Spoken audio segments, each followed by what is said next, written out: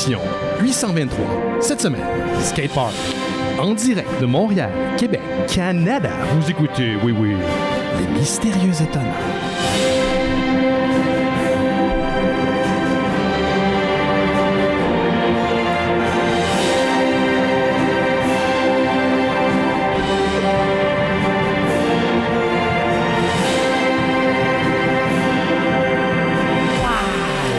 Bonjour à toutes et à tous, vous écoutez Les Mystérieux Étonnants, une émission en balado-diffusion consacrée au BD et à l'ensemble de la culture populaire. L'ensemble, Benoît? Oui, Benoît, merci au micro. Et cette semaine, je suis entouré d'une équipe dont les membres sont fièrement conflits d'intérêt.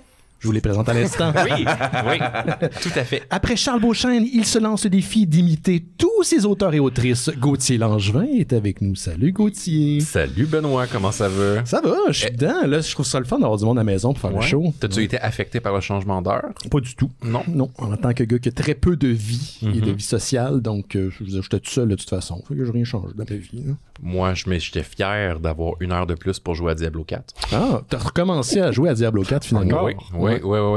Season of Blood, je suis rendu niveau 31. J'aime ça. T'as une relation amour-haine avec Diablo? Tout à fait. Tout à fait. C'est comme notre conflit d'intérêts, c'est tout à fait assumé et pas caché du tout. Là, c'est ça, Gauthier, parce que cette semaine, je te considère comme faisant partie de l'équipe. Tandis que les personnes que je vais annoncer, ce sont nos invités. Oui, c'est ça, je suis chroniqueur. Exactement. Même si tu es l'éditeur de la dite BD dont on va parler aujourd'hui à l'émission. Je vais mettre mon chapeau de chroniqueur. Parfait, excellent. Il faut que tu sois objectif tout le long. OK, t'as pas le choix. Les deux derniers sont les co-animateurs du célèbre podcast La Cave. Ah Dominique oui! Carrier et Jack Dion. Oui. Et l'autrice Charlotte Gagnon-Soucy. Voilà, merci d'être à l'émission. Merci de nous recevoir. Hey, on fait-tu comme dans le temps qu'on avait un studio, puis on dit merci, puis on applaudit? Ah oui, on applaudit. Merci d'être là. On est tous dans la même pièce. Donc, pour les gens qui suivent les Mystérieux Étonnants depuis longtemps, on avait jadis un studio à l'époque de... Tu sais, on n'avait pas la COVID, et j'ai récupéré le cadavre du dit studio. Mais t'as fait un assez bel job, parce que pour vrai, c'est... Je sais que là, sur la caméra, pour les gens qui l'écoutent en vidéo, j'ai de l'air d'être dans le corridor de P.T., mais je suis avec tout le monde, là, puis c'est full beau. C'est vraiment... Mais ça vous rappelle le studio de l'époque, là, avec les micros et tout ça, fait que j'ai récupéré le stock, et je considère peut-être le bonifier, donc peut-être acheter éventuellement des caméras, grâce à votre contribution Patreon, les gens à la maison. Mais on vous reçoit aujourd'hui, madame, messieurs, pour parler d'un nouvel ouvrage qui vient tout juste de sortir. Et je parle ici des Grandes Fraudes du paranormal de Christian Page, sorti chez les éditions Saint-Jean, bien sûr, dont vous êtes les co-auteurs. Non, on va parler de Skatepark en dernière partie d'émission, mais ça va être l'émission complète dédiée à l'œuvre. Mais juste avant, parce que je veux comme mettre un peu la table, je voulais qu'on revienne sur le spécial d'Halloween la semaine dernière, avoir un peu le feeling de Jake puis de Gauthier, parce qu'il s'est passé des choses, puis moi, il y a bien des gens qui ont assisté à l'émission ou qui l'ont écouté d'outre-mer là, en podcast, puis ils m'ont parlé de leur impression, mais je voulais avoir votre impression à Jake puis à Gauthier. J'ai déjà eu une conversation un peu houblonnée avec Jake à ce sujet, donc je vais demander à Gauthier pour commencer, comment t'as apprécié ou pas du tout, ton spécial d'Halloween la semaine dernière? J'ai trouvé ça vraiment le fun. C'était un peu chaotique. Je pense qu'il y a des gens qui nous ont pas suivis sur certaines chires. Parce qu'il y avait beaucoup d'insides. Oui. On a voulu comme éclaircir des choses au sujet du quiz. Ça l'a épaissi, je pense, que d'autres choses, je pense. Je pense qu'on a perdu le 3/4 de l'audience. On était comme, non, il faut leur expliquer, là, puis mettre en complexe, en contexte. Les gens pensaient qu'on s'ostinait pour vrai. Y a-tu du monde qui ont pensé qu'on s'ostinait pour vrai? Ben, d'après moi, parce que, tu sais, clairement, c'est une joke, là, toute l'histoire du quiz avec les mystérieux, qui est pas les mystérieux, puis moi qui dis fuck you, les mystérieux, puis qui traite Laurent de traître. Mais là, après ça, tu sais, Laurent a voulu faire une joke pour clarifier ça, mais finalement, ça avait de l'air comme si on... Ben, en fait, moi, j'ai eu peur parce qu'il a ouvert son téléphone pour avoir des notes, puis j'ai envoyé des messages, des textos, puis là, il dit « Ouais, t'as dit qu'il allait avoir personne à l'événement. » Puis là, ça a été interprété comme si je disais ça de l'événement de Jarrett, puis j'aurais jamais dit ça.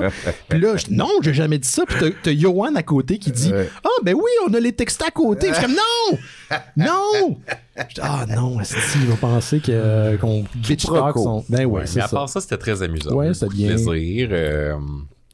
C'est ça, je pense que on va répéter ça. On va répéter ça, l'année prochaine. Moi, un de mes highlights, c'était toi, man.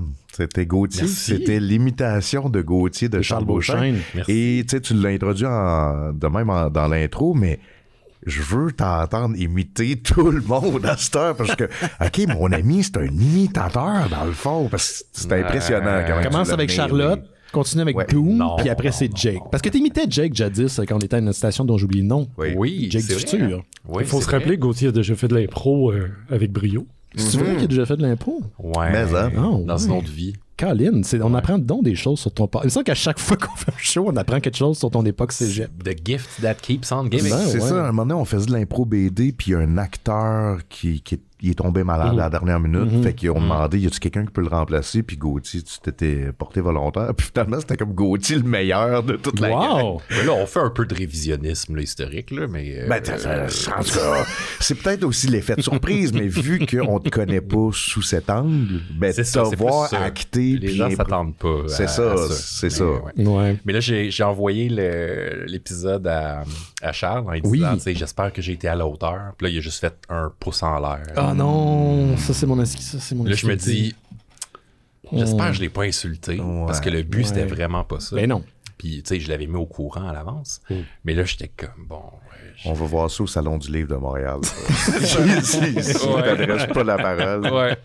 Bon, c'était... sache, Charles, que si tu écoutes ceci en ce moment, que ça vient d'un endroit d'amour, de respect. Ben oui, c'est fucked up, mais c'était vraiment cool. c'est ça. Ouais. Moi, juste avant de laisser la parole à Jake, puis après on va parler de la bande dessinée, bien sûr, il y a une couple de personnes qui font partie du Discord des Mystérieux Étonnants à qui j'ai parlé hier, puis ils m'ont dit qu'ils observaient ce qui se passait dans la salle, tu sais. Il y a une couple de personnes qui étaient là, pas des personnes âgées, mais des personnes plus vieilles qu'on n'a jamais vues dans un live des Mystérieux Étonnants, qui ont quitté assez rapidement à l'entracte. Je pense que malheureusement, ce show-là était dédié à un public cible. Puis ça, la prochaine fois, on y réfléchira davantage. Mais là-dessus, moi, ça me fait rire, man. J'imagine juste quelqu'un qui vient assister pour le show pour la première fois. Qui sait pas c'est comme, what the fuck? J'ai un ami, une connaissance de Space qui s'appelle Ivan. C'était sa première fois à assister à un show des Mystérieux. Puis es-tu resté au Il était super cool. Il est resté jusqu'à la fin, mais avant le show, je lui ai dit, c'est cool que tu sois là pour celui-là, parce que je pense qu'il va être plus accessible comme c'est un spécial d'Halloween. Finalement, c'est probablement celui avec le plus d'inside. Mais la salle, somme toute, a été quand même très réactive. Fait que, voilà. Mais sûrement qu'il y a des gens qui ont peut-être découvert le show. Tout le temps, dans le premier show de quelqu'un. C'est juste que live, c'est une autre paire de manches. Mais comment t'as aimé, toi, ta soirée, Jack? Moi, j'ai trouvé ça malade. J'ai vraiment trippé. J'ai trouvé que le monde se donnait. Tu sais, c'est la manière que la salle est faite, là, quand les gens explosent de rire, genre, on le reçoit, tu sais. Puis, j'ai vraiment trouvé les chroniques de tout le monde super drôles. Celle de Simon, je veux dire. Simon est tout le temps excellent. Là, c'est avec son petit enfant qui se déguise en itinérant. Puis les commentaires de Simon, c'est ça qui vient bonifier la patente. Après ça, j'ai vécu je sais pas comment dire ça, tu sais, quand tout est, tu sais, on dit tout le temps, tout est dans tout, puis tout est interconnecté, puis tu sais, des fois, c'est étourdissant, là, ça. Fait que 2 jours après, je trouve un podcast sur Alan Moore qui parle de From Hell. OK. Puis je suis comme, OK, puis je commence à écouter ça, puis finalement, c'est un vieux podcast qui a arrêté d'exister en 2020. Amateur. Fait que tu sais, je suis comme, bon, le podcast, c'est ça. Le podcast, il n'existe plus, mais tu sais, bon, j'écoute ça, l'épisode est super intéressant et je vous le jure, là, c'est pas une joke. En plein milieu, ils sont en train de parler d'Alan Moore puis de ses recherches sur Jack l'Éventreur puis tout. Puis il y a un gars qui dit, ouais, puis en plus, il paraît qu'Alan Moore, il était bien inspiré de Hookjaw. Ben non. Et je vous... Oh! Non, ben, il l'avait préparé. Je l'avais préparé. Je m'étais dit, il va le plugger à un moment donné. Je suis comme, c'est quoi les chances? Tu sais, après ça, j'ai fait le lien, la BD britannique des années 70, Alan Moore devait lire ça, mais de savoir que j'allais entendre parler de Hookjaw. Pendant un podcast sur Alan Moore, ça m'a bien gros surpris. Fait que merci aux gens d'avoir crié le mot Hookjaw pendant ma chronique. C'est bien content. Nous? C'est tout le monde, en fait. C'est le public et les gens qui sont ça donne un très bel effet. Tu devrais vendre ça sur une banque de ben oui, cris. Dans une banque de cris, ouais, c'est ça. Ouais. Ah, j'aime ça. Moi, je veux juste dire que j'étais pas sur place lors de l'enregistrement, mais je l'ai écouté hier en différé, puis j'ai beaucoup ri, ça m'a fait beaucoup comment t'as trouvé ça en tant que personne qui était pas sur place? On suit quand même un peu ce qui se très bien, c'est certain que le visuel était pas là, mais on captait toutes les émotions. Excellent. Il y a des gens qui Gab du Discord l'a écouté. Il était là, il était présent, puis il l'a écouté après. Donc, c'est comme deux expériences complètement différentes. Là, un peu comme Dan Harmon avait son podcast dans le temps, puis t'écoutais la version vidéo, puis t'avais comme une autre type d'écoute, mais si t'écoutais l'audio, tu t'imaginais un peu les scènes, puis ça rajoutait un peu aussi à l'expérience. Fait qu'on va arrêter de parler de nous autres mêmes, parce qu'on a quand même... on va parler de parler de nous à nous, mais pas tout le monde. Là. On va parler de la bande dessinée Skate Park, qui est disponible chez Front Froid, qui est édité par Gauthier, à laquelle ont participé Charlotte, Jake et Doom. C'est une collaboration des trois ensemble. La BD va être lancée lundi prochain. Très bon timing, ça, Gauthier. Oui, hein? En parlant de synchronicité. Donc, lundi prochain, le 13 novembre, au... comment tu dis ça? Le Turbo House? Turbo House. House, A-U-H... c'est maudit dyslexie de merde. H-A-U... c'est quoi les deux petits crises de points sur le U? Tréma. Merci. Donc, au 2040 Saint-Denis, à 19h. Donc, il va y avoir un show punk aussi à l'après. C'est ça qui va se passer, je pense. Mais c'est ça. C'est Rope Skills. C'est un trio punk rock qui vont jouer. Ils vont faire un set de... On sait pas encore, là, parce que... Kate, la fille de Rope Skills, elle a aussi un projet solo. Fait que ça se peut qu'elle fasse une petite partie solo, puis après ça, le band embarque. Mais en gros, le but, c'est qu'on reçoit les gens, on dédicace un peu, nous trois. Il y a le show, puis après ça, on dédicace jusqu'à plus d'heure. Excellent. Puis la bande dessinée est officiellement en librairie à partir du 22 novembre. Donc la semaine suivante. Ouais, donc vous allez avoir une petite exclusivité si vous venez au lancement. Moi j'ai ma copie. J'espère que Jake, avant que tu t'en ailles tantôt, tu vas prendre le temps de faire une dédicace, si possible, sans gros nez dedans. Va être notre première dédicace. Tu vois, j'ai eu la première dédicace pour Turbo Kid, l'intégrale, aussi disponible chez Front Froid. Puis je vais avoir maintenant celle de Skate Park. C'est quand même assez pas mal cool. Puis pour les gens qui peuvent pas être là au lancement, vous pouvez déjà la précommander sur le site leslibraires.ca. Et voilà. Puis regarde, on va faire une plug dans une plug. Il y a aussi Dessine Bandé qui est sorti la semaine passée. Chez Nouvelle Adresse qui est comme... Comment tu le décris? C'est comme le deuxième volet. C'est la deuxième marque de deuxième Front Froid. Marque, voilà. Bon, tout ça est dit. Fait que fois ça. J'allais dire, il y a... Oui. Tu sais, Front Froid, c'est plus genre, puis Dessine Bandé, c'est plus sérieux. Pas sérieux. Non, c'est vraiment à cave. Puis, le lancement d'Alex, c'était super aussi. Là. J'ai hâte de le rencontrer, Caroline. Il était au spécial d'Halloween. Quand je l'ai vu à la porte, puis il était avec Jean-Michel Martel, qui est un humoriste de la relève également. Super drôle. Il fait beaucoup de jokes de Mario Bros. Là. C'est très niché. Puis à un moment donné, j'étais cool, il vient assister au live. J'étais comme un peu honoré. Fait que j'étais arrivé à l'entrée. Non, il venait juste checker si la salle était assez grosse pour son lancement. Il venait 3 jours plus tard. Ouais, exactement. Fait que c'était ça l'objectif. Pour commencer, en fait, l'entrevue, si vous voulez. Je veux juste faire une petite précision. Pardon. Turbo House, c'est un bar, donc 18 ans et plus. Oui, c'est vrai. Mais sinon, on va être au Salon du Livre, puis on va faire d'autres événements tout public. Alors voilà. Parfait. Donc, pour lancer l'entrevue, ce qui est le fun, c'est qu'on a un SpeakPipe où les gens peuvent nous laisser des messages vocaux. Et j'ai demandé s'il y avait des gens qui avaient des questions pour vous trois. Et il y a notre ami Blaise, finalement, qui est un auditeur de longue date, qui nous a envoyé un petit message. En fait, attendez bien, écoutez bien, parce qu'il y a comme 4 questions en même temps. Fait que voilà. Allô les mystérieux et bienvenue à vos 2 invités et à Jake. J'ai 2 doubles questions. Les 2 premières pour Dominique et Jake. Je sais que vous mûrissiez cette histoire depuis plusieurs années et que c'est le manque de temps qui ne vous avait pas permis de la sortir avant. Donc déjà, est-ce que vous êtes content, voire soulagé de l'avoir enfin finalisée? Et est-ce que selon vous, le temps de maturation vous a été bénéfique à la fois pour le scénario et pour le rendu final? Et l'autre double question s'adresse à Charlotte. Donc déjà, félicitations, c'est une première pour toi, alors faut fêter ça dignement. Et mes 2 questions sont, quel niveau de pression tu t'es mis vis-à-vis du projet? Et au-delà de l'univers existant de Jake, quelles ont été tes inspirations dans le choix de palette de couleurs?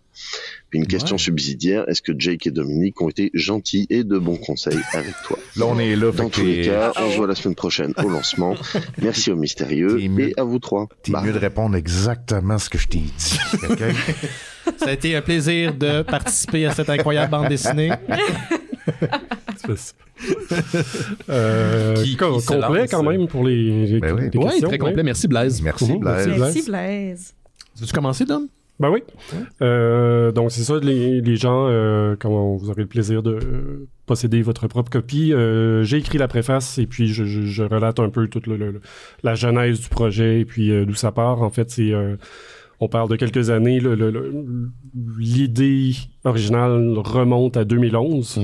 Puis ensuite, il y a eu beaucoup de périodes dont on le remet dans le tiroir, on peut pas travailler dessus, on avance à pas de tortue, parce que c'était un peu un autre projet indépendant, donc c'est pas payé. C'était un fanzine à la base, le projet, non? Oui, c'est un peu la suite. On en avait fait 2-3 chaque année, puis on était ambitieux, peut-être trop.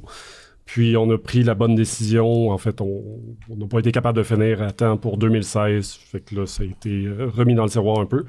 Pour répondre à la question du scénario, ça, c'était quand même assez terminé. Découpage des scènes, dialogues, il y a eu quelques raffinements au fil des années, mais la fondation était là depuis très longtemps, oui. Excellent. Juste aussi pour spécifier à la maison, j'ai pas eu le temps de le dire là, parce que ça fait juste 18 ans que je fais ça, mais Jake a fait le dessin, le scénario est signé par Doom et les couleurs sont faites par Charlotte là, pour vous situer. Alors toi Charlotte, comment ça a été? C'est ta première bande dessinée si je me trompe pas là. Première bande dessinée publiée. Puis pour revenir dans un peu ce que Blaise disait, comment, je vais pas dire est-ce qu'ils ont été gentils avec toi, mais comment a été ton expérience? Est-ce que ça a été quelque chose que tu veux répéter? Je pense que ça n'aurait pas pu être mieux. Je pense que c'est le meilleur projet ever que j'ai et le seul, mais je pense que j'aurais pas mieux pu commencer à rentrer dans le monde de la BD. J'avais fait la BD dans les cours à Jimmy Beaulieu parce que ces cours sont extraordinaires pour bien comprendre la BD et tout. Je me suis mis beaucoup de pression au début parce que j'étais starstruck par Jake. Wow, ça finit par disparaître. Oui, c'est parti assez vite. C'est parti assez vite. On est devenus bons chumés. Ouais. Puis, ben, tu sais, c'était... Tu sais, puis il m'avait dit, non stress, là, mais il n'y a jamais personne qui a coloré mes dessins. Voyons, Jake. J'étais comme, OK. 300 pages. Super cool. Un mois. Ben, tu sais, c'était le fun parce que c'était super friendly comme approche. Tu sais, il disait, tu sais, je vois quelque chose dans ta couleur. C'est super intéressant. Puis, moi, je voyais vraiment pas ce qu'il voulait dire. Là, mais en tout cas, I guess que je suis blind de couleur, mais... Tu sais, au début, on voulait vraiment juste que je sois une assistante. Puis on a fait un essai, ça a super bien marché. C'était vraiment genre un essai miraculeux. Là. C'était vraiment... c'est toi, là, parce que t'as fait 4 pages en 1 heure. En 40 minutes. En 45 minutes. En 45 minutes. Fait que le test, c'était de voir est-ce que c'est possible de faire 300 pages en un mois. Puis moi, je me dis, bon, je vais faire la moitié. Ah, tu les as faites en un mois? Je les ai faites en un mois. Et une semaine, peut-être, là, à peine. Je pense que mon record, c'était 40 en un jour. Ouais. À la fin. Quand on parle de couleurs, pour les gens qui sont pas nécessairement familiers avec le travail de coloriste à la maison, c'est pas juste de mettre des couleurs. Non. C'est de comprendre le jeu de la lumière aussi. Puis tout ce qui est, tous les ombrages, tout le travail sur les volumes qui sont faits dans la bande dessinée, c'est le travail de Charlotte principalement. Puis plus l'utilisation de trame, est-ce que c'est toi qui l'as posé ou c'est Jake qui était? Oui, c'est ça. Moi, je travaillais avec un aplat et une trame. Puis c'est ça, c'est que moi, au début, vu qu'on n'avait pas beaucoup de temps, j'étais comme, ça va juste être des aplats.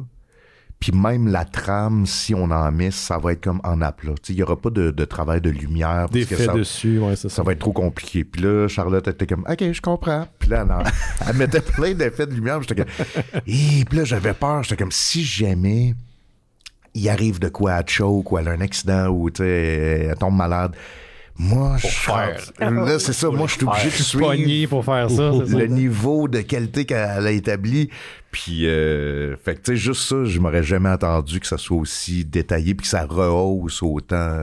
Mais qu'est-ce qui est arrivé pour se retrouver dans une situation où elle a eu un mois pour faire la couleur? C'était-tu toi qui étais supposé faire la couleur initialement, Jake? Non. Oui puis non. C'est qu'au départ, la BD était supposée être en noir et blanc. Ouais. Comme Grip puis Crap que tu avais fait auparavant. Exactement. Puis là, à un moment donné, j'ai comme juste eu le flash de « Ah, ce serait cool l'imprimer sur du papier jaune. Puis là, après ça, en continuant à la BD, je suis comme « Ah, ce serait cool que chaque scène, genre, change de couleur de papier. » Fait que des fois, il y a du papier bleu poudre, des fois du... Puis c'était en jasant avec Gauthier qu'on checkait l'impression, puis finalement, on a découvert, là, c'est très technique, là, désolé, mais que c'était mieux d'imprimer en 4 couleurs en donnant l'impression que le papier changeait. C'est ça, le papier change pas, il est blanc, mais c'est des couleurs qui sont apposées. Exactement. Fait que là, ça a fait, rendu là, on pourrait ajouter des effets de couleur en plus, tu sais, ça serait cool. Fait que, mais dans ma tête, je faisais ça tout seul. Puis là, c'est en voyant le deadline approcher, parce qu'on avait déjà un deadline, on voulait sortir pour le Salon du Livre. Puis là, j'ai fait, hop là. Puis parce qu'en plus de s'être dit, on va rajouter de la couleur, ils se sont dit, on va rajouter des pages. Donc, c'est ça. C'était supposé être 200 au départ. C'est ça, c'est pas ton mot à dire, toi, là-dedans, en tant qu'éditeur, quand il y a 50 pages de plus qui sont rajoutées, c'est pas eux autres qui vont te l'imposer? Ça dépend. Ça dépend. Parce que ce genre de bande dessinée-là, on s'entend que c'est un... Là, on n'a même pas parlé de l'histoire encore. Non, même pas. C'est une BD qui se rapproche beaucoup du manga. Oui. Qui est vraiment axée sur l'action. Et qui se lit donc très vite. Et qui se relie plusieurs fois. Qui doit se relire Ils vont plusieurs fois. Puis c'est pour ça que l'ajout de pages n'était pas nécessairement... pour moi, c'était juste du bon. C'était juste du bonus d'ajouter des pages parce que ça veut dire que le lecteur va en avoir vraiment pour son argent.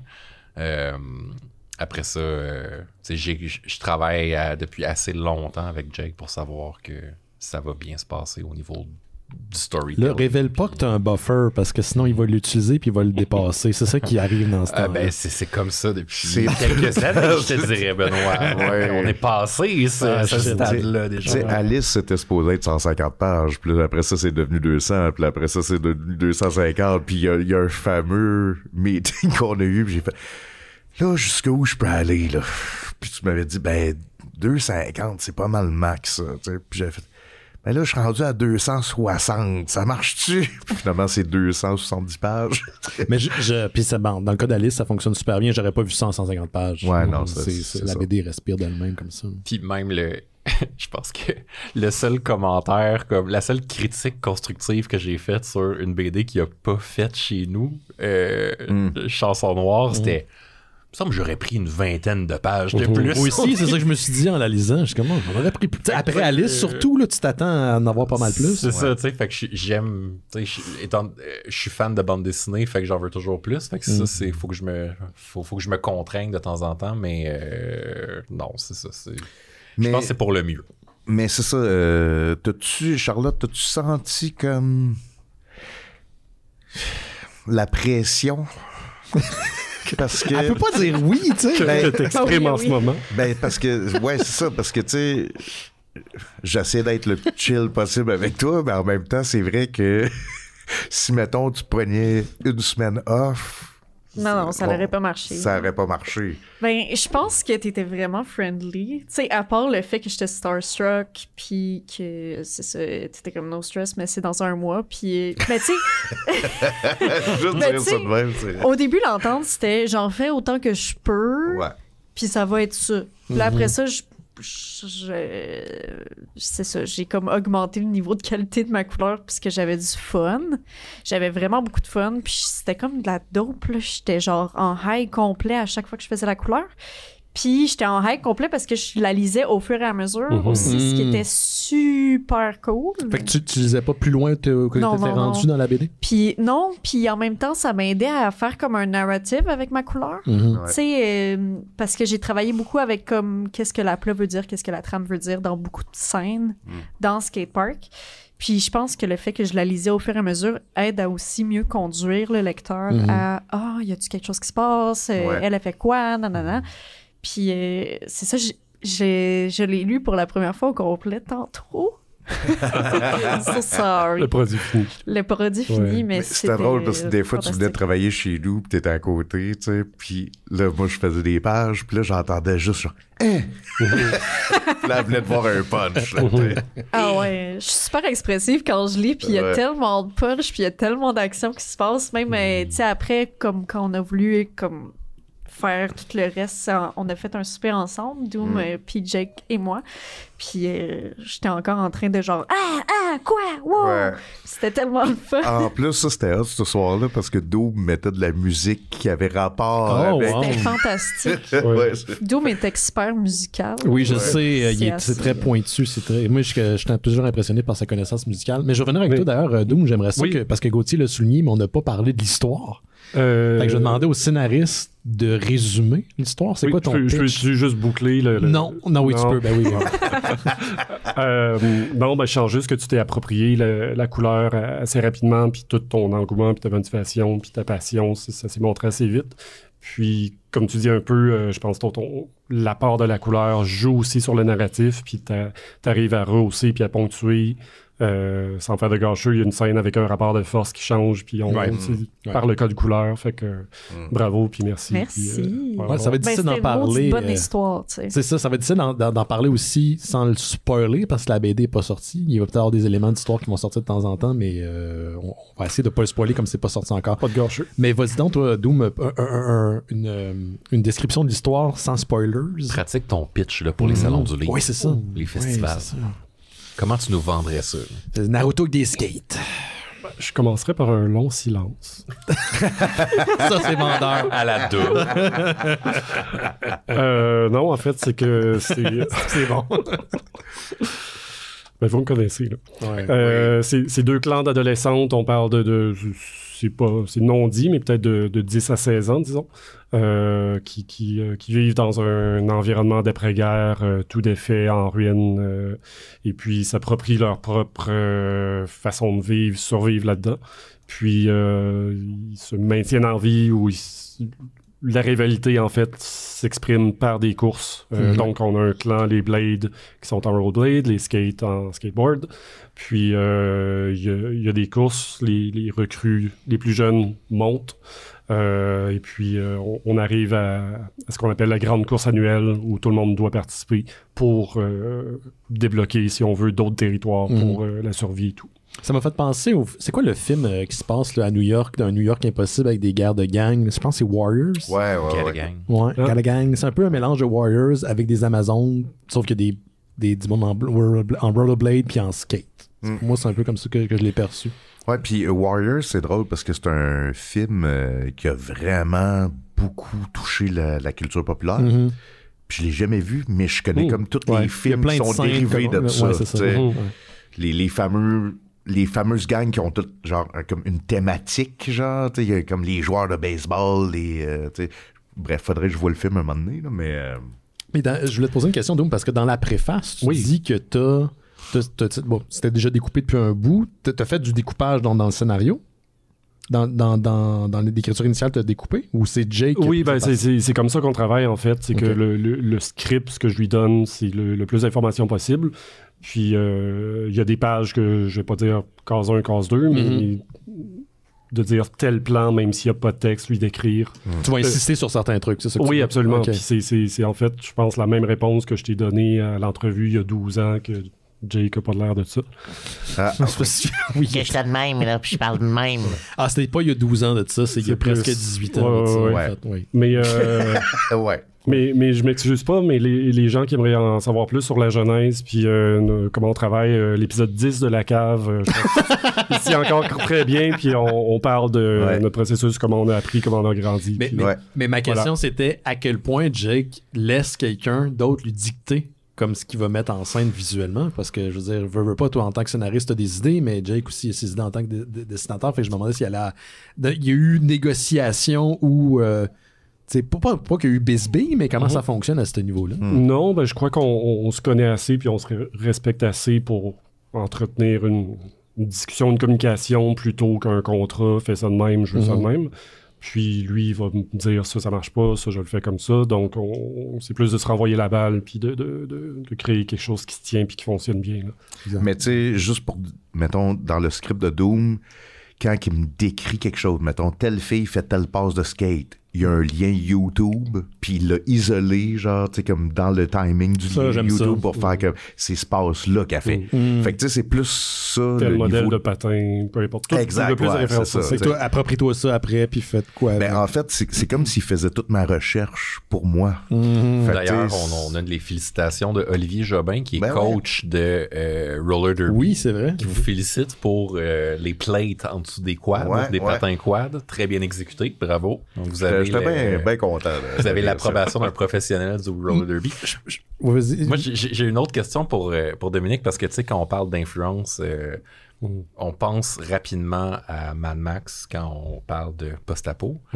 Puis moi, c'est sûr que dans le storytelling, j'ai senti une certaine influence de Fury Road, le dernier, mais je pense que c'est plus au niveau du world building, c'est-à-dire que tu ne décris pas l'univers dans lequel l'histoire prend place, mais tu utilises des moments d'intimité vraiment très, très, très concrets, très terre-à-terre pour parler de l'univers dans lequel tu racontes ton histoire.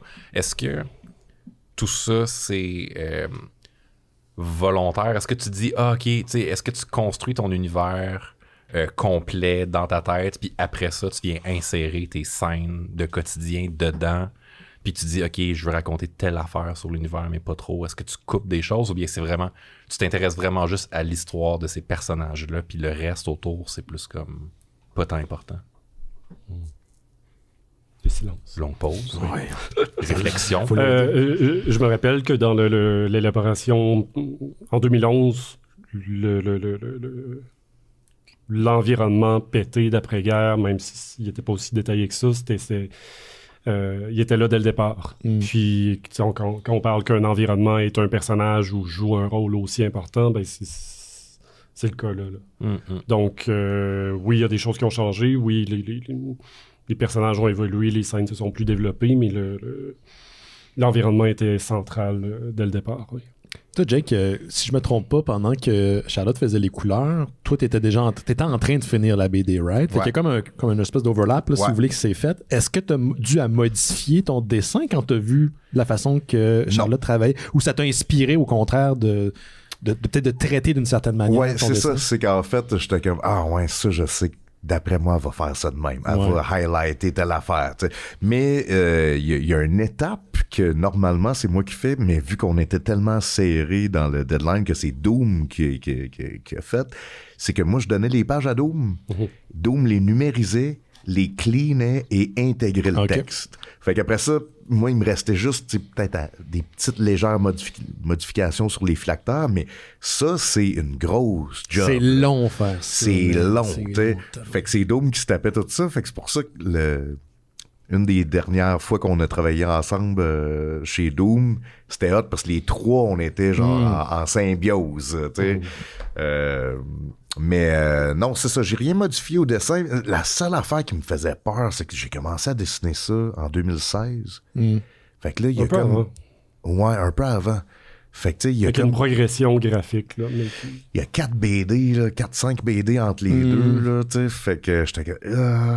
Ça mène un peu à mon autre question. Ça te tentait pas de te forcer? Non, c'est pas Ben, c'est ça. Mais pour vrai, le travail de Charlotte vient faire en sorte que ça a l'air beaucoup plus uniforme que s'il n'y avait pas eu... J'ai pas remarqué. Puis habituellement, c'est le genre de détail, moi, qui va me gosser. Ouais, ça paraît pas. Puis j'ai dû aussi retravailler des trucs au début. Il y a un personnage qui a complètement changé, que quand tu le voyais, t'es comme, ok, on dirait même plus que c'est le même perso, là. Fait que modifier une couple d'affaires. Mais c'est voulu que ça soit botché. Mais non, mais je dis ça en blague, là. Je vois pas ça comme botché, tu le vois que c'est maîtrisé là, quand tu le regardes. Mais parce que c'était au départ, c'était supposé être un fanzine, puis c'était un peu ça notre... Votre shtick? Notre shtick, c'est que, tu sais, on faisait des BD en 24 heures, après ça 48 heures, puis au Ken en une semaine et quelques jours, tu sais.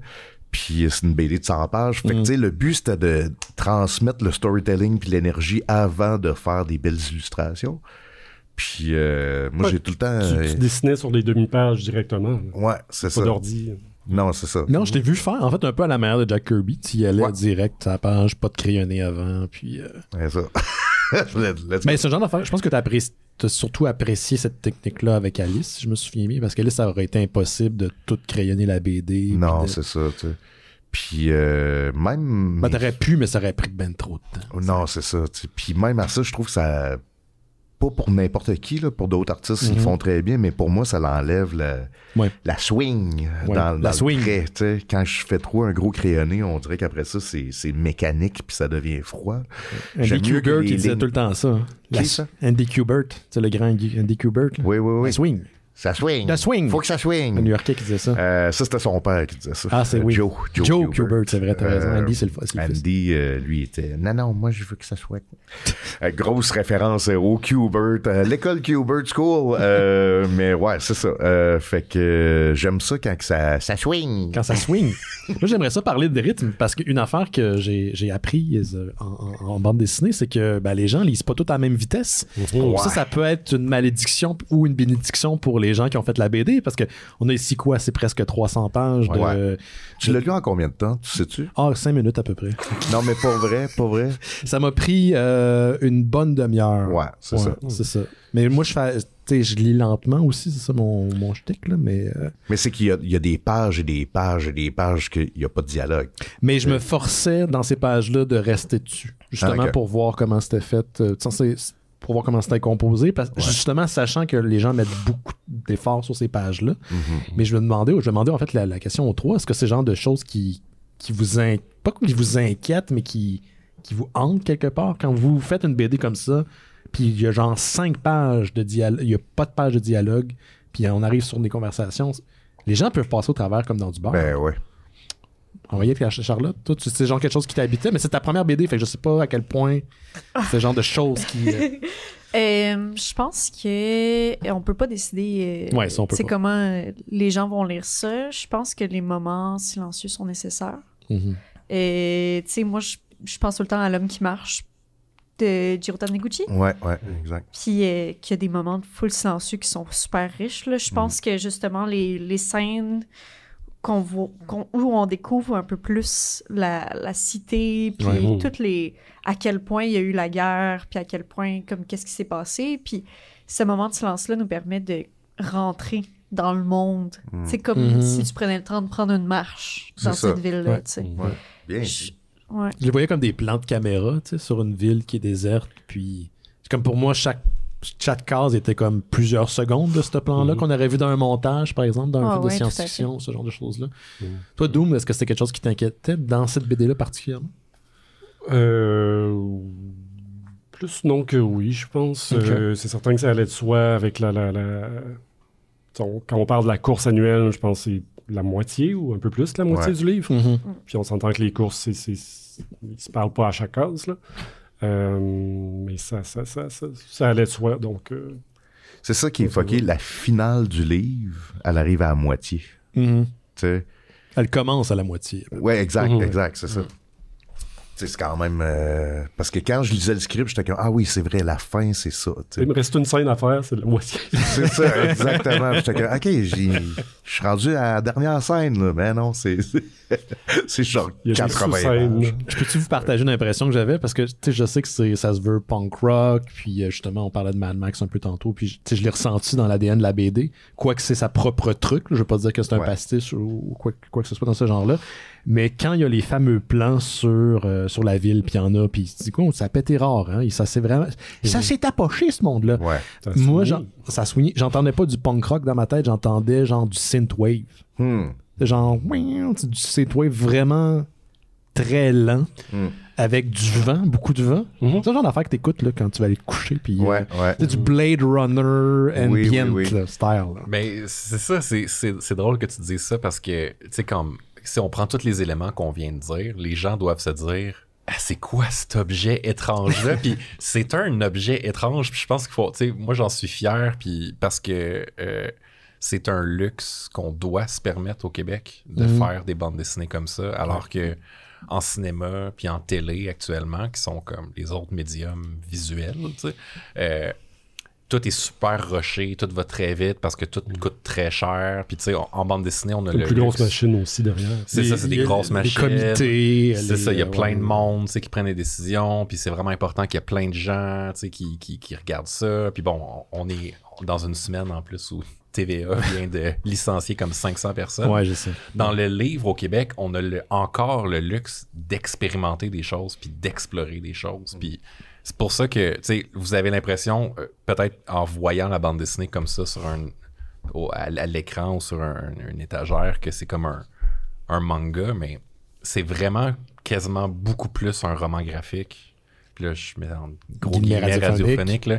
C'est-à-dire que c'est un objet d'exploration aussi, puis d'expérimentation. Puis tu sais, si c'était, mettons, un film, moi, j'essayais de me l'imaginer comme si c'était un film, tu sais, puis ça serait genre un film quasiment muet, là, avec de la musique, puis des moments où tu fais juste comme regarder de loin des filles en train de faire du skateboard dans une demi-lune, puis pendant comme 45 secondes, 1 minute. Je voyais des scènes avec des pannes puis des zooms très très lents dans ma tête. Là. Je pense que c'est le signe d'une bonne bande dessinée bien accomplie. C'est comme c'est comme un livre, c'est quand tu oublies que tu es en train de lire, que les mots disparaissent puis tu es juste dans ta tête. Même chose pour la bande dessinée. C'est pas parce que c'est visuel que c'est nécessairement plus facile. Puis là, moi, je rajoute des guillemets radiophoniques. Mais ouais, c'est ça. Je voyais des longs pannes, des close-ups, ce genre de choses-là. Choses que tu sais, tu dis pas, je sais pas, il faut que tu rentres dans l'expérience pour vraiment comprendre ce que je suis en train de décrire. Je voulais comme arriver à une question d'une auditrice qui nous a été envoyée par Jade, qui était d'ailleurs présent au spécial d'Halloween la semaine dernière, qui posait la question, ils sont pas là, fait qu'ils peuvent pas vraiment répondre, mais Jake, t'as travaillé avec eux, fait que tu vas pouvoir peut-être t'adresser la question. Est-ce que tu penses que Skate Park pourrait être, contrairement à Turbo Kid qui est devenu une BD qui pourrait devenir un film de Turbo Kid? On jase, on parle plus au niveau, je pense, de l'ADN de la bande dessinée de l'œuvre qui pourrait être peut-être transposé. Un film live action, non. OK. Une série d'animation, ouais. Mais ça à la serait... Scott Pilgrim, là. Ben oui. Oui. Puis t'as étudié en dessin animé, fait que, regarde, on est déjà là à moitié. Pas de pression, Charlotte. Jamais je vais faire ça. T'as un mois pour faire ça. Non, mais c'est vrai que une mini-série, là, tu sais, un 5 épisodes de 30 minutes. Genre. Ça peut être super bon. On a le temps de rentrer dans le monde, puis on a le temps d'en finir. Parce que c'est ça aussi qui est hot de... Tu sais, c'est comme un passage dans cet univers-là. Puis c'est un peu ça le point, sans spoiler la fin, c'est que tu catches que, OK, ce qu'on vient de lire, c'est juste un genre de... C'est une bribe. 2 semaines dans une vie qui dure, on sait pas depuis combien d'années, puis qui va durer encore combien d'années, puis c'est ça le point. Tu sais, c'est comme un coucou, là. Tu sais, on fait juste checker l'univers, puis on s'en va, tu sais. Fait que c'est pas comme la quête d'un héros qui commence, puis que là, tu sais, finalement, il trouve son épée, puis à la fin, il bat le méchant, puis là, tu sais, ça vient tout clore ça. C'est vraiment plus... c'est comme un portrait, genre... Ouais, un portrait. J'aime bien l'idée d'un portrait. Puis j'aime aussi le fait que ça a l'air bizarre à dire, là, mais que la BD s'appelle Skate Park, mais dès le départ, t'es pas avec la gang des skaters. Des skaters, t'es avec la gang des rollerblades. T'sais. Puis là, déjà là, j'ai fait, OK, ils sont en train de péter un peu mes appréhensions. Parce que je me dis, c'est la gang de skate qui sont les héroïnes de cette bande dessinée-là. Puis au final, il n'y a pas tant de héros dans la bande dessinée. C'est pas noir ou blanc de bons méchants. Non, c'est ça. C'est du monde qui essaie de survivre. Là, t'as mentionné... T'avais-tu fini la question? En fait, c'est que Jade en avait une deuxième. Elle demandait si, au niveau du dessin, parce qu'il y a l'intégrale de Turbo Kid qui est sorti récemment chez Front également, si c'était aussi un peu l'inspiration pour le style de la bande dessinée, mais tu y as un peu répondu tantôt. Mais là, on va en parler de ça. OK. Parce que depuis le début... en fait, c'est ça, quand on a approché le projet, après ça, j'ai fait Turbo Kid, le film, puis la BD, puis tout. Puis là, j'en reparlais à Doom, puis j'étais comme, hey man, du monde qui font du skate, d'un monde post-apo, c'est pratiquement le même concept que Turbo Kid. C'est ça.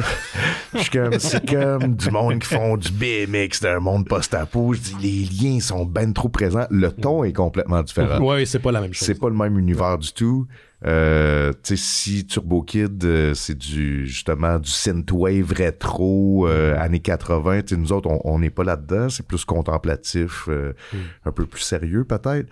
Mais c'est vrai qu'on est obligé de faire des liens parce que j'ai fait les deux. Puis graphiquement, il y a quand même une certaine similitude dans le côté trash, sale qui se retrouve. C'est ça, avec la trame. Mais je pense que quand les gens vont le lire, ils vont comme catcher que c'est pas la même affaire. Mais ce qui me fait rire, c'est j'ai écouté une entrevue avec François dernièrement de RKSS, puis j'avais oublié qu'eux autres aussi ont vécu ça. C'est qu'ils ont sorti Turbo Kid. Après ça, ils ont... Blood Dragon est sorti avant chez Ubisoft. Exact. Puis après ça, quand ils ont fait Summer of 84, Stranger Things est sorti juste avant. Puis là, c'était comme une gang de kids en BMX dans les rues avec du gros synthwave. C'était comme... puis tout le monde a fait la comparaison de Summer of 84. Hein? Puis comme ça sort après, même si ça a été développement peut-être en même temps, les gens ils disent « Ah, il imite... » C'est ça. Fait que, tu sais, évidemment, on est tous des amis puis on s'aime tous, mais c'est vrai que j'aime ça le préciser que Turbo Kid n'est pas l'inspiration derrière ça. Doom a écrit ça des années avant. OK. Mais après ça, moi je suis gagnant parce que si vous aimez les deux, je fais juste gagner. Parce qu'il y a quand même des clins d'œil. J'ai remarqué que Doom, en tout cas, vous avez tous rajouté des clins d'œil à Oken qui est là. Il lise une bande dessinée d'Oken à un moment donné. Le casque me fait beaucoup penser, le casque qu'une des filles porte, me fait beaucoup penser à un casque que tu mettais tout le temps dans tes... C'était comme un bonhomme là, qui revenait tout le temps avec ce casque-là. Oui. Un genre à la Samus là, de Métro. Mais comment j'allais dire Metrovania, non, c'est Metroid. Paraît-tu que j'ai pas joué à ces jeux-là quand j'étais jeune parce que ça me stressait trop? Il y a une autre... ça, je sais pas si vous allez vouloir l'expliquer parce que c'est pour moi, c'est pas tant important pour l'histoire, mais il y a quelqu'un dans le chat qui demande pourquoi c'est exclusivement des filles qui font des courses. Une question pour Doom, ça. Est-ce que tu veux l'expliquer? Parce que c'est pas vraiment important. Arrête-moi si je me trompe. Oui, je vais peut-être vous demander des perches, mais non, au départ, il y avait des hommes. Ben, oui. Okay. Je filtre l'information qui va sortir. Mais dans le fond, c'était de mettre en scène deux gangs de filles qui sont comme expatriées d'une cité. Puis là, je vous cache pas que dans le monde dans lequel on vit, c'est pas nécessairement équitable et tout le temps juste. Donc c'était juste de mettre en lumière des gangs de filles qui sont plus marginalisées. Puis après ça a juste bâti dans ma tête, puis plus tard, c'est venu juste en termes de représentation, faire une œuvre que seulement des personnages féminins, ça peut être faire écho à une dimension plus engagée puis féministe. Il y a combien de BD où c'est des dudes puis on l'explique pas? Exact. Mais tu sais, moi je trouve que tu as dit c'est pas important. C'est pas important dans qu'est-ce qui se passe dans le récit, mais dans le world building, c'est fondamental parce que justement, tu catches que c'est pas des petits gars qui se font mettre dehors parce que je pense pas que c'est un spoiler, mais on sous-entend que justement, il y a une cité que là, la civilisation, elle continue puis elle est belle. Fait pourquoi ces filles-là se ramassent dans cette situation-là? Puis, tu sais, moi, je vois juste société patriarcale là-dedans, énormément de misogynie. Après ça, l'histoire, on ne focus pas là-dessus pendant tout. Ça focus sur leur code de société que eux se bâtissent ensemble. Mais c'est clair que derrière tout ça, il y a quelque chose de très malsain. Là, ça va faire partie de l'expérience de lecture de chacune des personnes, puis rabouter les mots, puis il y en a qui vont peut-être juste voir des courses, puis c'est correct aussi. Là. Il y a un jeu d'interprétation de la part des lecteurs. Tantôt, Charlotte a spécifié que tu soumettais de la musique. Oui, en fait, Jake et Charlotte ont plus collaboré ensemble plus tôt. Moi, ça a pris un peu de temps avant que je fasse la connaissance. Puis c'est ça, comme Jake disait rapidement, on a eu une session de travail chez moi où je numérisais, Jake faisait les dernières planches, Charlotte faisait la couleur. Puis à un moment donné, j'avais terminé de numériser les planches, donc... je les encourageais, je dansais. Oui, ça c'était le fun. Maintenant, tu vas nous montrer cette danse. Ah oui, c'était hot. Mais je voulais savoir, est-ce qu'il y a des scènes que tu rattaches à des extraits musicaux particuliers? Est-ce que c'est quelque chose que tu as fourni à Jake par Charlotte? Ou? Non, c'était plus de la musique de production d'amitié qui solidifiait notre univers. Là, à un moment donné, on était fatigués, puis il nous restait un certain nombre de pages à faire, puis là, Dom m'a fait « OK, le dernier boss, puis là, t'as mis genre de la musique de Shinobi sur vinyle. » Ah oh! Puis là, ça nous craquait. Puis là, Doom, il nous faisait comme un genre de coach là, qui motive son équipe. Ah, c'était fantastique. Qui finalement aide pas pantoute, là, c'est juste stressant. non, c'était très motivant. On a eu une très très belle soirée. Oui. Puis tu nous donnais des bonbons. Charlotte, c'est une bébite à sucre. Fait que Ah, moi j'adore manger. C'est mon passe-temps préféré. Dessiner et manger. Ah oui. J'ai vu... Oui, vas-y, excuse-moi. Non, vas-y, c'est ça. Moi, je voulais parler justement des filles. Ah oui, Pourquoi c'est juste des filles? Parce que je suis la seule fille. Nous autres, on va parler des filles. Ouais, c'est ça.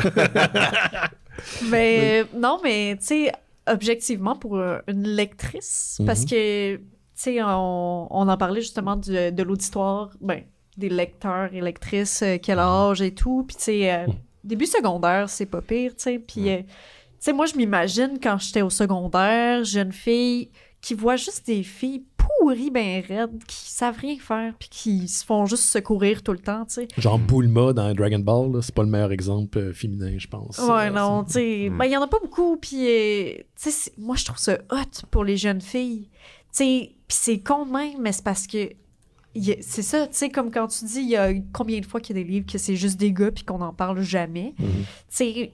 Puis c'est le fun qu'il y ait juste des filles, dans le sens qu'on peut se voir, puis ils sont badass, puis genre, tu sais, ça donne le goût de « Hey, je vais faire du skate. Je vais faire... Hey, moi, j'ai envie de ressortir mon skate là, quand je lis ça, là. C'est vraiment fantastique. » Puis, tu sais, je trouve ça super pertinent d'avoir fait seulement des filles, dans le sens que ça fait du bien, c'est rafraîchissant pour la jeunesse et pour les jeunes adultes et pour les adultes plus vieux, parce que peu importe quel âge, tu peux lire ça avec un grand plaisir. Mais je pense que c'est super rafraîchissant. Vous pensez que la BD, justement, s'adresse à quel public, quel âge à peu près? Parce que je me disais, est-ce que des ados? Oui. Des ados pour... On ciblait, on avait comme un consensus de 12-13 ans à peu près. Là. Donc, en montant, ouais. Oui, juste les 12-13 ans qui vont acheter la bande dessinée. On vous peuvent pas venir au Turbo House. Qui peuvent pas venir au Turbo House le lancement. Parce que le ton, il est... Excuse-moi, vas-y. Le truc avec l'âge, c'est qu'il faut pas dire que ça s'adresse aux adolescents. Non, surtout quand on s'adresse aux adolescents. Particulièrement que ce public-là, c'est vraiment important de pas le dire. Mais de le mettre à la disposition de ce public-là. Donc, de le montrer à ce public-là, mais pas de leur dire que c'est pour eux. Parce que c'est vraiment pas cool faire ça. Ouais, je comprends. Fait que c'est pour adultes 18 ans et plus. C'est ça, exact. Fait que, tu sais, c'est une BD pour tous. C'est une BD pour tous, puis on aimerait vraiment ça que tout le monde, qu'elle soit le plus populaire possible. Mais, tu sais, quand on en parlait à notre équipe de représentation en librairie, c'était ça le pitch qu'on faisait aussi. Là. Ça faisait penser un peu à des shounen. Tu sais, le type de BD qui sont adressés, entre guillemets, ici aux jeunes garçons au Japon. Là, c'est souvent comme les mêmes codes. Mais là, c'est comme... Shonen, merci. Voilà. Mais là, c'est comme reverse parce que c'est des femmes. Ouais. Mais ça me faisait penser un petit peu à ça. On sent l'influence. Je sais pas pour toi, Charlotte, mais je sais que Doom puis Jake, vous tripez animé, là. Je pense que de votre jeunesse. OK, toi également. Je sais que ça faisait partie de vos influences, là. Mais il y a de quoi de très, très, très manga, très animé dans la BD. Il y a surtout de quoi de très shonen. Tu sais, il y a shoujo pour les filles, puis c'est tout le temps des petites histoires d'amour, de cucu, de « Ah mon Dieu, qu'est-ce qui se passe? » Puis Tuxedomasque, je viens me dire quoi, puis je m'en vais tout de suite après. Ça te servait à rien, dude. Fait que, tu sais, c'est le fun, là. Moi, j'aimais bien plus les shonen que les shoujo quand j'étais jeune. Fait en plus, c'est full cool, là. Je vois la jeune moi, puis voir ça, puis je fais faire comme « Wouah! Je fais faire de la BD, c'est non mais hop! » Tu sais, c'est vraiment le fun, là. Ben, c'est ça, je me rappelle que tu disais en le faisant que tu réalisais que j'aurais aimé ça, lire ça plus jeune. Ah oui, là, tout à fait, tout à fait.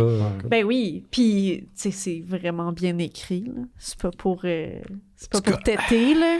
Mais en tout cas, c'est fucking bien écrit, puis c'est super, super beau tempo, super... puis je pense que, tu sais, à partir de 12-13 ans, t'as la sensibilité pour, puis la maturité pour, là, c'est... Puis aussi, c'est chaque lecteur va l'interpréter comme il veut. Je trouve que c'est ce qui est riche, là.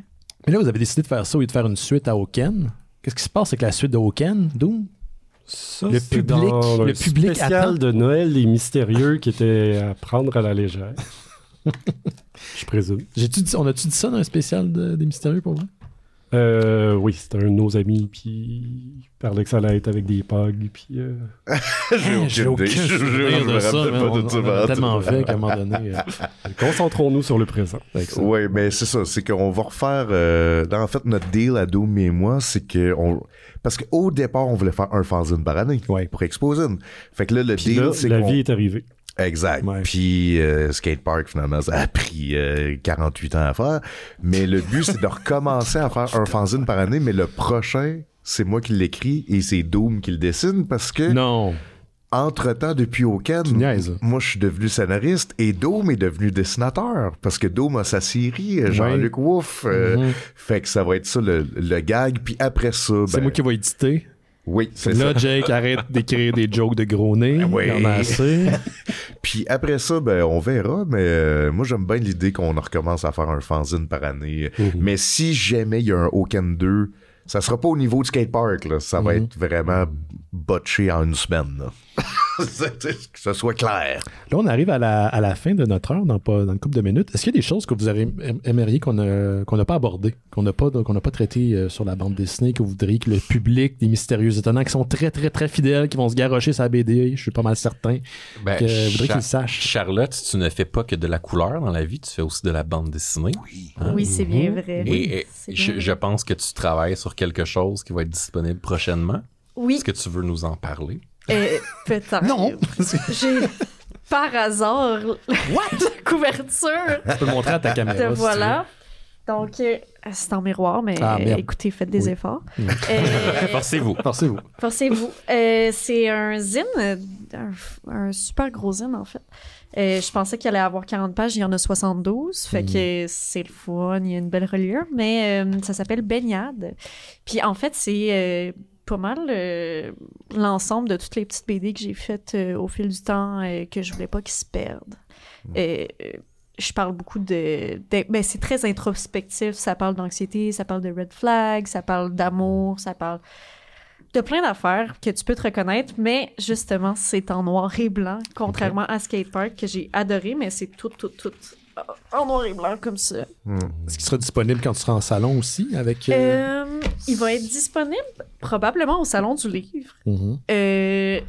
Je suis vraiment pourrie avec des noms, fait qu'il va être à quelque part au Salon du Livre avec une librairie avec un long nom. Avec un long nom. Avec un long nom. Il va pas être disponible pour le lancement de Skatepark? Malheureusement. Malheureusement, non, mais il va être disponible pendant Exposin. Parce que j'ai eu la chance de collaborer avec Jimmy Beaulieu, puis il fait maintenant partie de Colosse. La librairie en question, est-ce que ça serait à tout hasard, n'était-ce pas l'été, librairie? Ah, ça se peut. Je pense que c'est eux qui vont être en charge de la section de la petite édition au Salon du Livre. De toute façon, rendu sur place, s'il te rencontre, vous demanderez à Jake au pire, puis à Doom, puis à Gauthier. On en cachera des copies. C'est ça. Ben oui. On est un team. Doom, y a-t-il quelque chose que tu aimerais que les gens à la maison sachent avant qu'on se laisse? Est-ce qu'il y a d'autres... Je vois pas les commentaires. Est-ce qu'il y a des questions dans... Il n'y a pas de questions comme telles. Beaucoup de monde. Je pense que tu as bien répondu pour RKSS parce qu'il y a Anouk Wissel qui a réagi donc, dans les commentaires. T'es correct. T'es bon. Non, mais je pense que les gens sont pas mal excités. Je pense que les gens connaissent Jake puis Doom par la bande parce que tu fais partie de l'univers. J'ose espérer des mystérieux. Mais il n'y a pas de questions comme telles. Mais y a-t-il quelque chose que tu aimerais que les gens se partent avec? C'est beau, on est fiers, on est content. Personnellement, je suis super ému. C'est une fête de parcours quand même assez longue. Oui. Non, j'ai pleuré quand j'ai eu ma copie. Là. Je me rappelle qu'il y a une couple d'années, j'étais allé chez vous.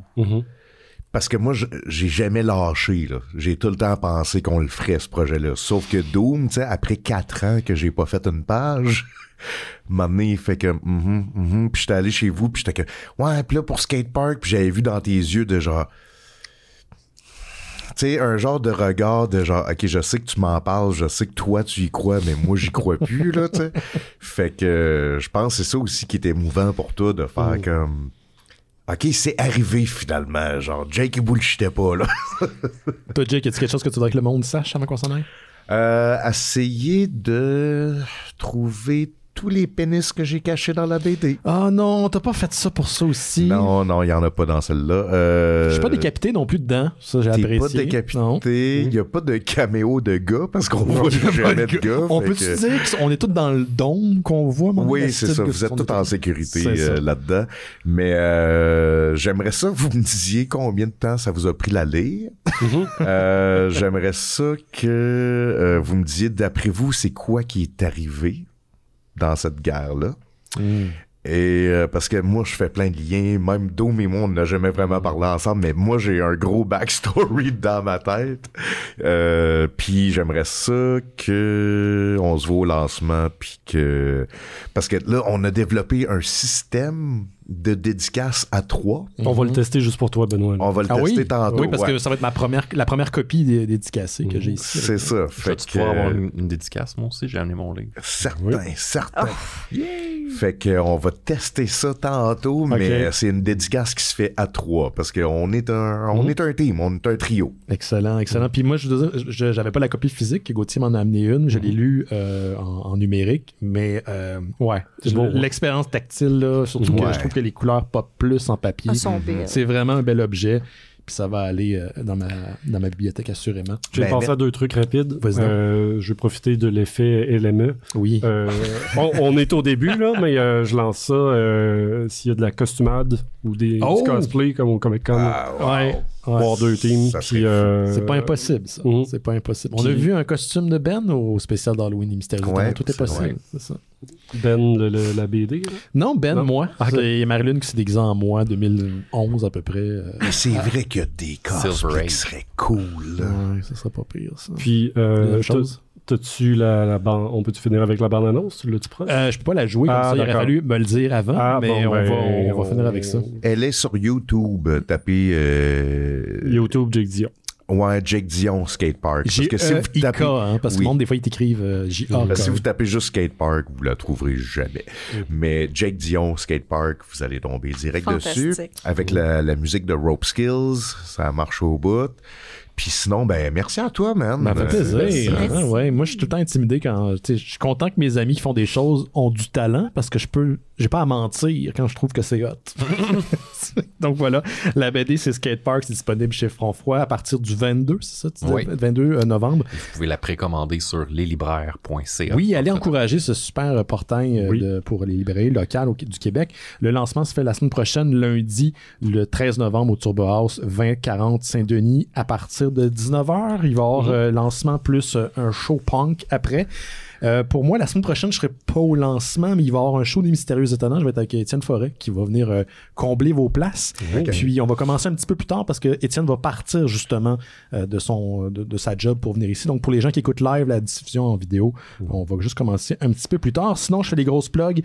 Si vous voulez nous encourager, si vous voulez faire en sorte qu'on puisse continuer à faire des podcasts, qui sait peut-être même mettre des caméras un peu partout dans ce petit studio chez moi, on vous encourage à aller sur mystérieuxétonnants.com. Il y a un bouton en haut. Faites un don. Vous cliquez là-dessus, ça vous amène vos Patreon, puis en échange, on vous donne du contenu gratis, dont Bifurcation, un podcast qui est donné aux gens qui contribuent. Et là, on finit notre cycle dédié à Lynch, et on commence le cycle dédié à Ernest. Vous le faites pour vrai. On le fait pour vrai. On s'est engagé publiquement. En vacances, Rémi Fréchette, qui est mon co-animateur, a fait une vidéo sur la plage, puis il a dit non, on finit Lynch, puis après on fait Ernest. Et ça comprend même les films dont les pochettes sont peut-être un peu plus problématiques en 2023. Oui, c'est ça. Ouais, c'est ça. Sinon, la semaine prochaine, il va y avoir chaud, mais si vous voulez laisser un message vocal, comme notre ami Blaise en début d'émission, l'adresse c'est speak.pipe.com/mystérieux E, donc MYSTERIEXE. Donc, anyway, l'adresse est dans le descriptif de l'épisode. Et on se voit la semaine prochaine, tout le monde. Faites attention à vous autres. Allez acheter Turbo... j'allais dire Turbo... Allez acheter Skatepark. Skatepark! Ciao, bye-bye. Salut!